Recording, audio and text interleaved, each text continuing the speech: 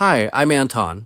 It's day 34 of Daily Crypto Installments, dated February 13th, 2025. I'm still paying in installments.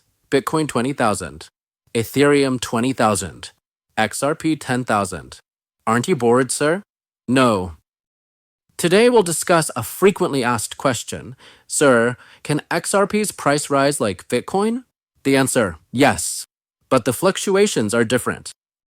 Bitcoin is known for its popularity due to its scarcity and long-term holdings. XRP is more about the use of technology. The more people use RippleNet, the greater the trust in XRP. In 2017, XRP rose more than tenfold in a few months. However, in 2020, it declined due to a legal case with the SEC in the United States.